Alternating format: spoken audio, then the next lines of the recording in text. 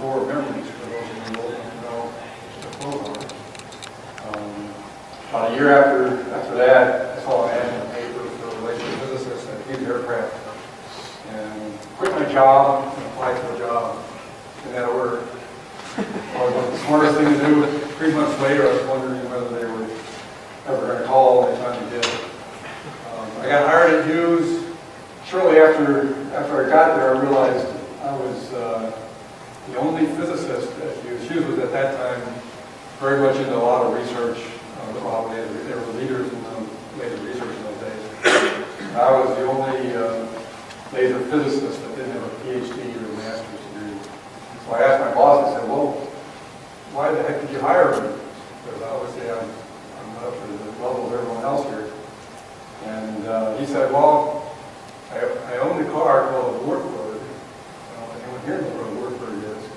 It was a car designed and built in East Germany and couldn't get any parts for it. And I told them a story about trying to rebuild that and having to machine out water. And that was why they gave me the guy. I said, anybody that can do that, you've got to be able to fix a laser. Yeah. But I spent 10 years at Hughes. I was head of their laser physics group for a while. Did a lot of nice stuff. I was involved with one of the first lasers to go into mass production, which in those days was 20 lasers a month. Hughes was buying 80% of the laser optics in the U.S. for 2 years during the early 1980s to support those programs. And during that period, GM bought Hughes, and I was getting really interested in how we manufactured these things. We had a very successful program producing these lasers. So I called up Delco and said, well, how do you guys build radios? What do you do to develop a radio and get it out of the car? And they said that they built 3,000, that was back in the early 80s, they built 3,000 radios over the course of their development cycle. They build lots of 100 or 200, and then they test them. They give them production people a test. They give them environmental people a test. Do all that, and then they build another. They make improvements, and then they build again. And by the time they get to about 2,000 or 3,000 radios, they're ready to put it into production. They were telling me that at the time that Hughes was having a corporate-wide celebration, they had hit a milestone in production of lasers. They had shipped their 500th laser. So what that taught me was, in the high-tech business, you don't have the opportunity. In a small company, and Hughes wasn't a small company, but when we're talking small companies, you do not have the opportunity to build 3,000 prototypes before you go into production. And that sort of a side note to quantum composers and what's going on in Montana today is really the reason I came to Montana was because what I wanted to do was experiment and play with how does one take very complicated technology and get it into production and ship it with really high quality and that sort of thing. It's not trivial. Statistically, you can't make something like that without having some errors, just because you only build 10 prototypes. Statistically, you can't see all the errors that might. So we started at Quantum Composers. Scott Pinkham and I started originally, and we added Paula. We started in our basements just tinkering around. We had some ideas for some products. Our first products were a digital pulse generator and a digital beam diagnostic camera. About a year after we started, that we added Paula, and she told us that if we kept tinkering in our basement, we'd never take the business seriously. So on her advice, we jumped in and rented a building and put it in an office and called it a real business. And that was definitely probably the best thing that we did, because when you're at your home and you're playing with technology, it's great just to sit there and play and you're doing new things and seeing a lot of fun stuff. But and you don't have much expensive. We weren't paying ourselves, so it was really just fun times. But once you got an office and you had to pay for the utilities and all that, suddenly you have to look at how to grow the business and make some money. Quantum's been organically growing. We've all been really fun. We took out a small loan early on for I think about $50,000 before we put our houses up and stuff. But otherwise, I think Scott and I originally put in 10,000 apiece and called it good. One other product that I failed to mention here, which I think is sort of illustrative of some of the things that we did, was we had this thing called a power brain. And it was a little device that you plug your computer into, and it would automatically boot your computer up every morning and load your email programs and stuff, and collect your emails so that when you came in the office, they were all ready for it. And again, for all the students here, that may seem a little weird, but back in 1990, that was something computers just could not do by themselves, collect emails and things like that. So we were actually featured on the cover of PC World, and we had a feature article in Computer Shopper. And that's where we learned a valuable lesson about marketing, in that we had all this exposure. We were getting interest from a lot of people that wanted to sell our little product, but they all wanted to make sure that once they started selling, that we had the products available. So that meant we would have had to come up with enough money to buy a couple 100,000 units of this product before we sold the first one, before we knew it was a real market. And quite frankly, I didn't have that much money in my pocket, so we never did pursue that product. So it just died away, and we concentrated on the technical products. The pulse generator was something that I had identified as sort of a need when I was working in other lasers prior to this, in terms of, at that time, there were a lot of functions in the lab when I was running a laser that you just could not do with a pulse generator available at that time. And so we decided that would be a nice market, a relatively cheap product to develop, had a little bit of logic and a little bit of firmware, both of which I had a little experience with, so we did that. The beam diagnostic camera, Scott sort of brought to the table. He was the software engineer at Big Sky Laser doing beam diagnostic systems there.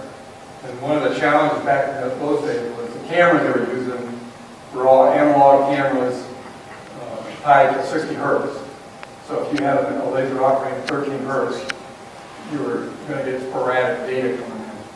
And we wanted a camera. I just finished working on a laser, a 600 hertz flash lamp pump laser, where I was trying to look at the beam quality of that laser, and it would modulate about 10%.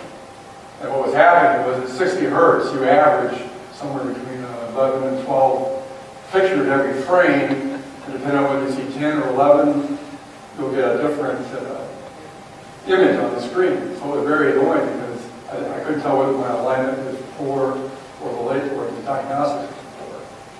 So that led us to design that camera. One of the things that we try to do at Quantum is be very aggressive at using new technologies. When we first started the company, we wanted to provide a flexible architecture and be able to address some of the things that I observed about developing technical products. And one of the things I observed was, as I mentioned earlier, is that you're going to have problems. If you only build 10 prototypes, even if you build 100 prototypes, you're going to have problems when you go to ship it. It's almost impossible to avoid that. And I even tell my engineers today, I say, if we do go into a project and they meet schedule, they meet all the specs, everything is perfect the first time out, then we're in a bad way, because there's going to be a competitor that takes a little more risk, adopts a little bit newer technology, and they may end up being a little bit later to the market, or they may have a few bugs in their unit, but ultimately they'll have a better product. And so I actually encourage my engineers to take a little more risk than they're comfortable with, just so that we end up with a better product. To take advantage of that strategy, you have to design a corporate structure to address those problems that do come up. So what we've done is we've tried to make our technology do it in a manner that really supports fixing the bugs in real time or modifying the systems. It does two things for us. It allows us to address custom requirements very quickly, and it allows us to react very quickly if we do happen to make a mistake and ship something that's got a plug in it. So what we we've got a proprietary development system with an incremental compiler tool, so you can do software that's it has the advantage of a basic type interpreter that compiles stuff very quick. And the advantage of that is you can write small pieces of code and test it, use it for testing, and do it iteratively, very, very fast. But at the end of the day, you have a product that runs very fast because it's a compiled language.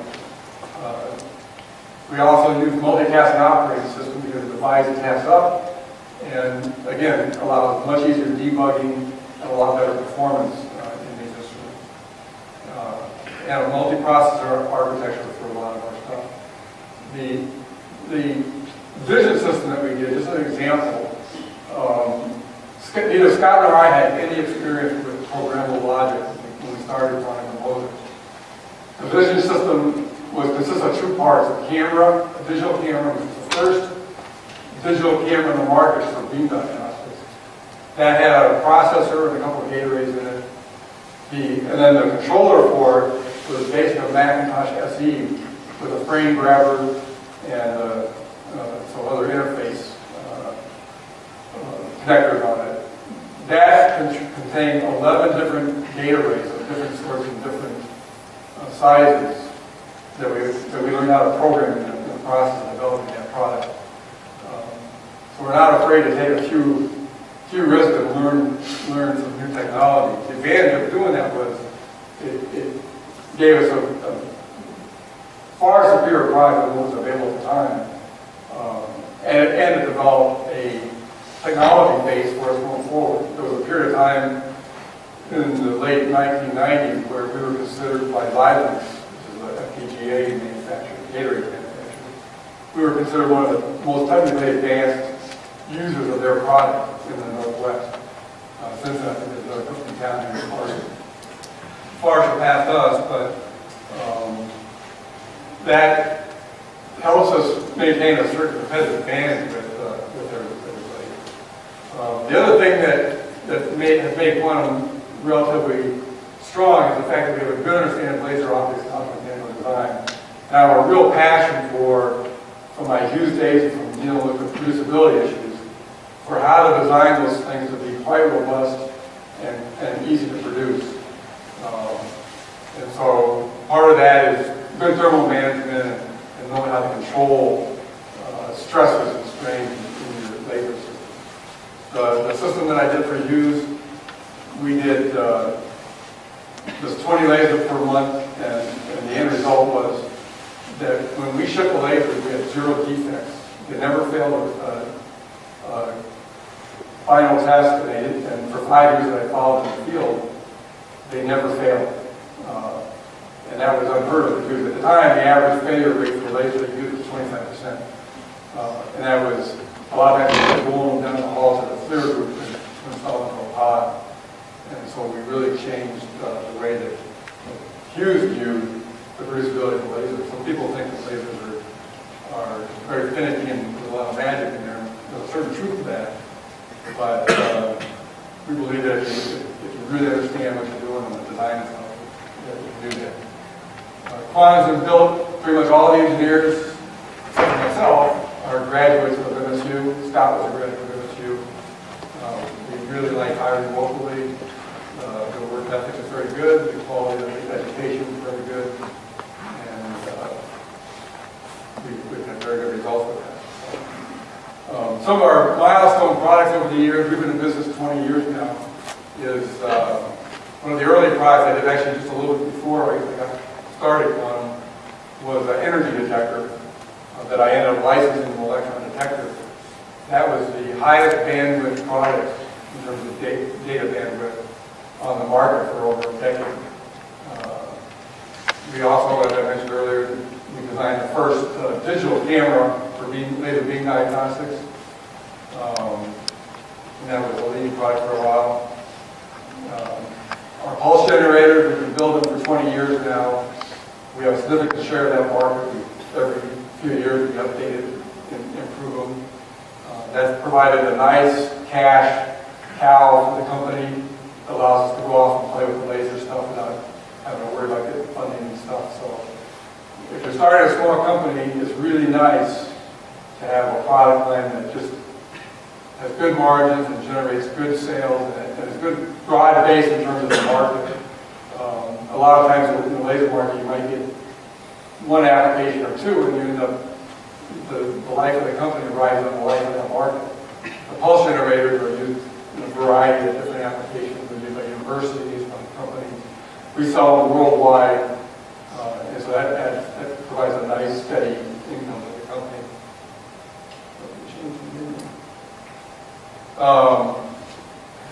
And then one of the early laser systems that we did was a laser system for laser ablation, which helped define that market, the ICP-MS market for fundamental analysis. And we were one of two companies really that dominated that market for a while, us and CTEC. Sort of show you how we grew. Pretty much Apollo, myself, and Scott all came from Big Sky Laser. I was the third employee of Big Sky Laser. Apollo was the first employee of Big Sky Laser. I spent 5 years at Big Sky Laser, developed a lot of their lasers. Some of them are still currently selling.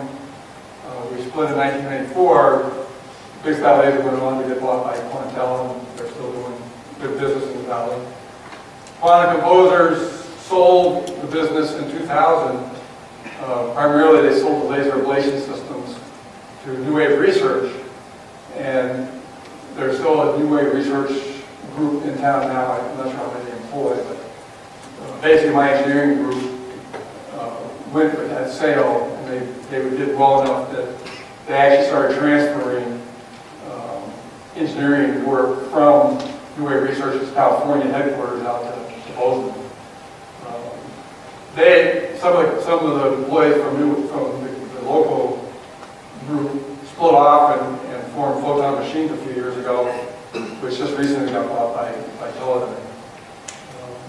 In 2005, I bought the Quantum Composers name back when we sold to New Wave Research, and they weren't interested in pulse generators, so I kind of bought that back as well, and that allowed me to start up Quantum once again. And then we developed a laser micro machining system for LCD panel repair in Asia.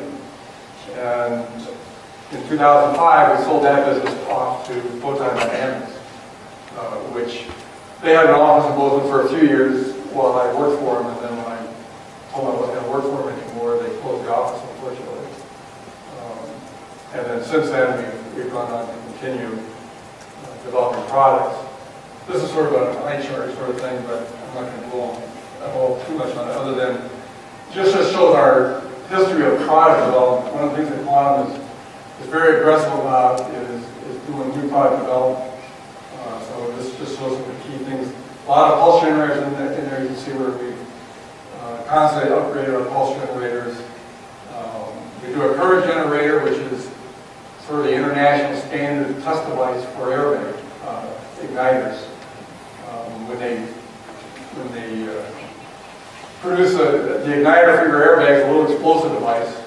When they produce those, they always have to test them very, very carefully in terms of you don't want it to go off when it's not supposed to go off, like when you're driving down the highway and you go home.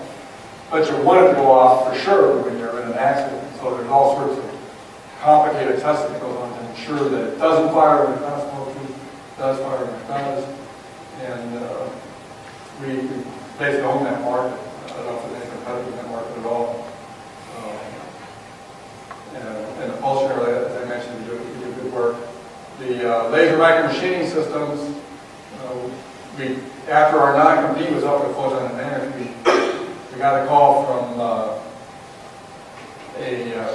guy in Taiwan.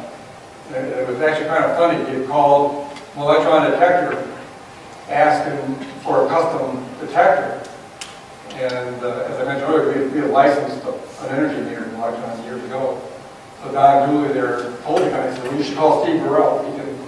He can design a custom detector. And then he was talking with someone else saying, well, I need this laser micro machining system designed. who should I call? And whoever was talking said, well, you need to call quantum composers. And so then I can't remember what else, there was one other item that he was asking about, maybe it was the beam diagnostic. And he got sort of the same answer. So he calls me up and realizes that Steve Birrell is quantum composer, and everyone is pointing towards us, so that got us back into that micro machining system, and we've been partners ever since. So we have a very good relationship with a company in Taiwan that does all our marketing and servicing for our lasers over in Asia. And so quantum, in a nutshell, is really three product lines, or three segments. It's the pulse generators, which, as I mentioned, we've done for over 20 years, and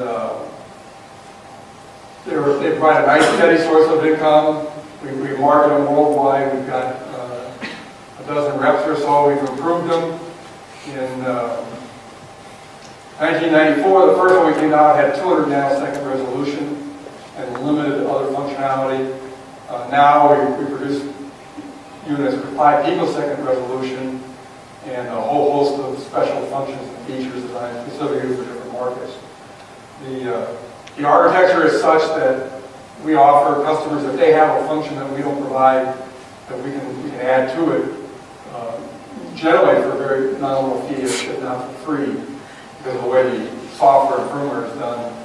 I can literally add if you give me an equation or a function that's well defined, I can typically add that to the menus and have it in the instrument within about half an hour. So we're very aggressive at that sort of customization. And then the other main market we have is laser systems. If you go on our website, I don't know if you'll see much about that, because pretty much all of that is OEM type stuff, where we're not marketing in a general market. We're just designing specifically to a customer's need. And a lot of it's in Asia.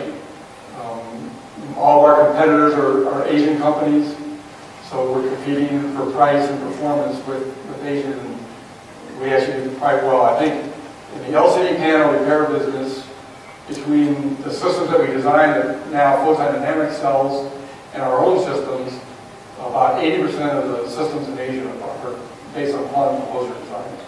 So we've done very well in that market.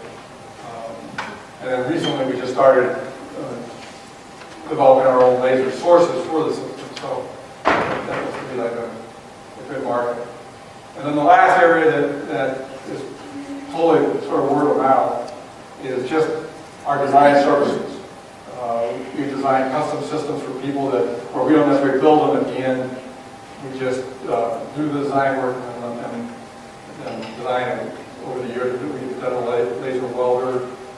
Recently, I spent a couple of years working with some aerospace companies doing a laser target designator and a laser rangefinder, actually. As well as I spent a few months with an aerospace company in New Hampshire looking at their producibility of the laser they had designed. And in that case, we were able to increase the yields going through their manufacturing by a factor of 3. They were having roughly about 35% yield building their resonator. And a couple months with them, without actually a lot of new design work, just cleaning up the way they were testing and measuring everything, we got the yields up over 95%. So that's a sort of a service that we provide. And that, I like doing that because it ties in very much with my interest in the producibility of all the technology and sort of system side of things.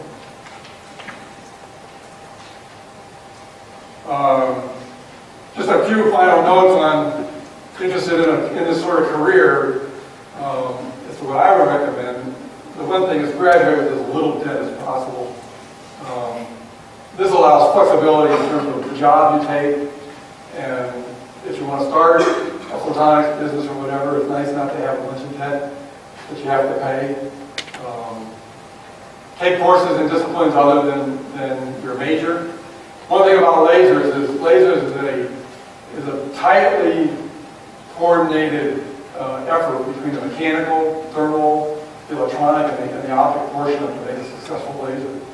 And so the more you can understand the other disciplines, if you're a physics major the better off you can be. One of the best things I did when I was in school was I took some senior level classes in mechanical engineering and electrical engineering, and that's been really helpful in my career, just being able to talk to the other engineers and understand the problems.